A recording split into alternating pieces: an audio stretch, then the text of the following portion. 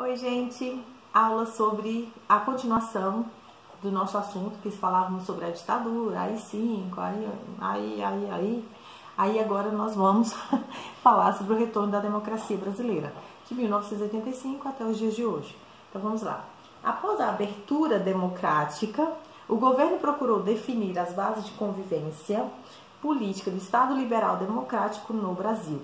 Essa fase se iniciou com a eleição indireta, tá? Não é direta, indireta, pelo colégio eleitoral do primeiro presidente civil que deveria substituir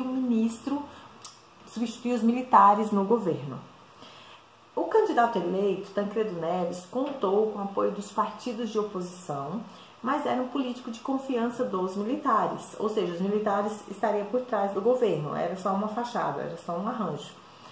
Era a garantia de que não haveria revanchismo contra eles, né, contra os militares. No entanto, Tancredo morreu antes de tomar posse. Quem assumiu foi seu vice, José Sarney, ex-presidente do PDS, partido governista. Então, Sarney fundara a Frente Liberal, mais tarde PFL, partido pelo qual se tornou vice-presidente na chapa de Tancredo Neves. Durante o mandato de José Sarney, em 1988, foi promulgada a atual Constituição brasileira, chamada de Constituição Cidadã, fato considerado fundamental para o desenvolvimento de uma democracia estável no Brasil. Porque se não tem uma Constituição, não tem onde se amparar. Então, na Constituição tem lá os ditames, todos os pontos, os parágrafos que dizem os direitos e os deveres dos cidadãos brasileiros, né? Isso é muitíssimo importante. Então, se algum dia alguém perguntar qual é o fato mais importante da democracia brasileira, é a criação da Constituição brasileira. Certo? Os governantes que o sucederam, eleitos pelo voto popular, puderam atuar sem a vigilância das Forças Armadas. O Executivo, o Legislativo e o Judiciário desenvolvem, desde então, suas atividades plenamente, sem nenhuma obstrução. Obstrução que houve na época, uns anos antes, na ditadura militar, que nós falamos, né? Acho que, se não me engano, o AI-5 e o AI-1, eles ferem os poderes, mais o AI-5, né? Que fere o funcionamento do Executivo, Legislativo e Judiciário. Numa situação de alta inflação, concentração de renda, desigualdade social, muita gente enriquecendo, mas a grande maioria empobrecendo muito. Gente, foi uma época caótica, horrível. Eu me lembro de 12 ovos custar 23 reais. Não era real, mas era o equivalente a 23 reais hoje, imagina. E engraçado que hoje, não sei, viu? Não sei se vocês sabem, vocês são adolescentes, vocês não vão ao supermercado, mas o arroz está absurdamente caro. 26 reais, o arroz de 5 quilos. A manteiga, aquela manteiga mais cara, de manteiga mesmo, não margarina, ela tá absurdamente cara também. 25 reais, 26 reais, o quilo do queijo aumentou demais. O litro do leite está cerca de 4 reais, então isso é uma inflação bastante alta, gente. Tá ruim, não tá bom não, tá ruim. Então, volta aqui para nossa aula. Então, com essa história de inflação muitíssimo alta, vários planos econômicos foram criados. Vamos lá. Nosso dinheiro, ele era muito estranho, tipo, não era muito valorizado, tinha muitos zeros. Quanto mais zero tem uma moeda, pior é. Então, tinha muitos zeros e isso era muito ruim. Então, vamos lá para os planos que foram criados. Plano cruzado, plano Collor, plano minha língua dá tilt de falar plano Bresser. E o plano real. E somente o plano real é que foi criado no governo de Itamar Franco, alcançou os objetivos propostos que era frear a inflação e estabilizar os preços das mercadorias. Mas ainda foi mantido um dos maiores índices de desigualdade social do mundo. Gente, os anos se passaram e nós continuamos ainda com um índice de desigualdade extremo, né, gente? É gritante essa desigualdade social que nós vivemos como brasileiros. Desenvolveram então, nos governos de Collor, Itamar, Fernando Henrique Cardoso, alterações nas estruturas políticas e econômicas, características que convencionou chamar de Estado neoliberal, porque até então era Estado liberal. Aí veio com essas mudanças. Gente, Estado neoliberal basicamente é vender o Brasil para outras pessoas, para outros países, entregar de bandeja e contra tudo que é estatal, tudo que fere a dignidade do brasileiro, aquela coisa do brasileiro se orgulhar de ser brasileiro. Enfim, não é uma prática governamental muito legal, não. A forma como ela é feita aqui no Brasil ela é destrutiva. Então, na tentativa de integrar a economia do país à globalização, promoveram-se privatizações de empresas estatais, vai vendo, nos setores de siderurgia, de energia, de comunicação e a abertura do mercado nacional a produtos estrangeiros, derrubando barreiras de importação. No sistema financeiro foi permitida a livre atuação dos bancos e o movimento de capitais no mercado interno.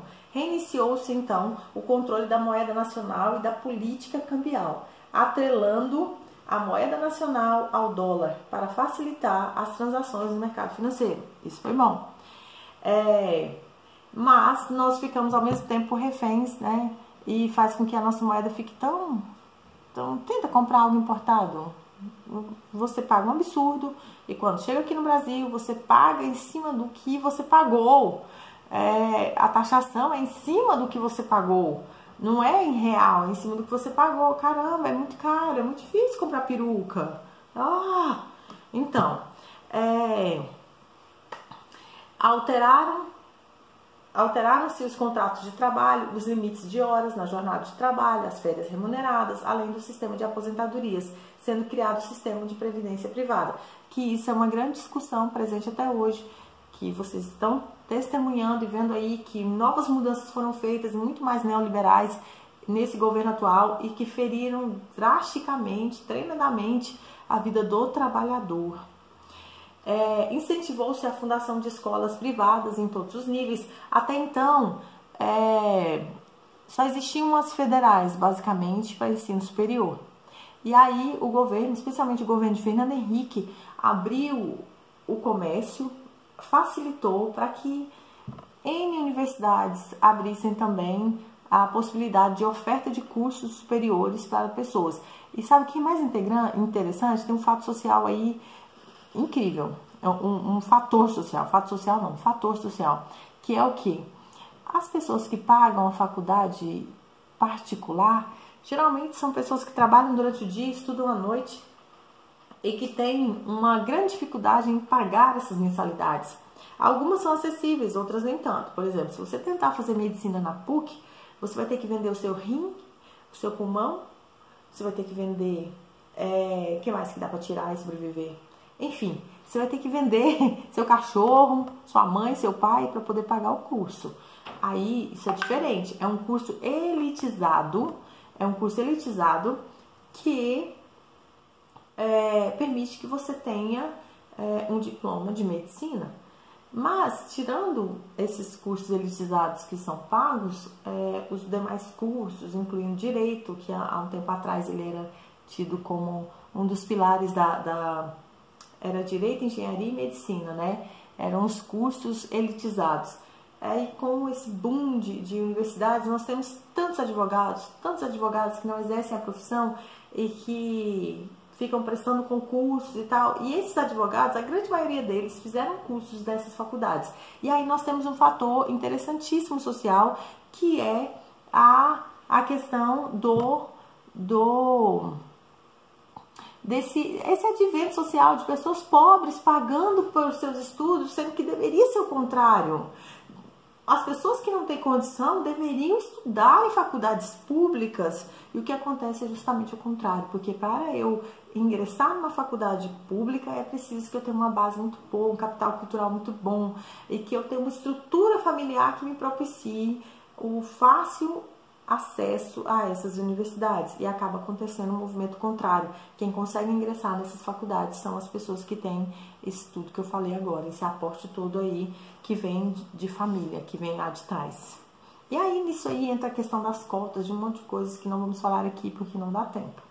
E eu fico indignada de ver pobre e negro brigando contra as cotas, brigando contra essa política pública que faz com que a pessoa tenha possibilidade de ingressar numa instituição de ensino de qualidade, tal como a nossa UFG, e fazer um curso excelente, terminar a sua graduação, entrar no mercado de trabalho e arrasar na vida. Não dá para entender. Então, vamos lá. Então, houve com isso uma proliferação gigantesca de faculdades e universidades particulares no Brasil. Acabei de explicar isso. E o financiamento proporcionado pelo Estado assegurou essa expansão. Então, foi uma medida governamental, neoliberal, para que isso acontecesse. E isso faz com que a universidade pública sofra a reverberação dessas ações. E os governos neoliberais têm a tendência a suprimir os fomentos para as universidades públicas. E isso impacta na pesquisa, impacta no desenvolvimento. Gente, vocês acham que na atual estrutura que estamos vivendo de pandemia, se o Brasil investisse massivamente nas faculdades públicas, vocês acham que nós já não teríamos a nossa própria vacina? Of course que sim! Gente, pelo amor de Deus, nós temos cérebros brilhantes aqui no Brasil, nós temos pessoas que pesquisam, que dão a vida. Uma prova disso é o Instituto Butantan, que nós temos, a Fiocruz. Mas não, esse governo neoliberal, ele quer destruir, parece coisa do capeta, ele quer matar, roubar e destruir. Desculpa aí, mas eu falei. Então, vamos lá. Ampliou-se a presença das administradoras de plano de saúde e permaneceu a dependência do Instituto Nacional do Seguro Social, que é o INSS, apenas para os mais pobres, bem pobres, muito pobres. Então, o governo de Luiz Inácio Lula da Silva, que sucedeu Fernando Henrique, foi mantida essa política, econômica, permitindo que os grandes conglomerados industriais e financeiros obtivessem lucros exorbitantes. Gente, não é legal você defender nenhum político. Todos eles fizeram algo pelo Brasil que não foi legal, fizeram coisas boas. E eu vou terminar essa aula agora, eu continuo ela depois, porque a minha memória do celular já tá indo pro pau. Mas nós continuamos com ela, tá? Na próxima aula vamos falar dos outros governos. Fiquem bem.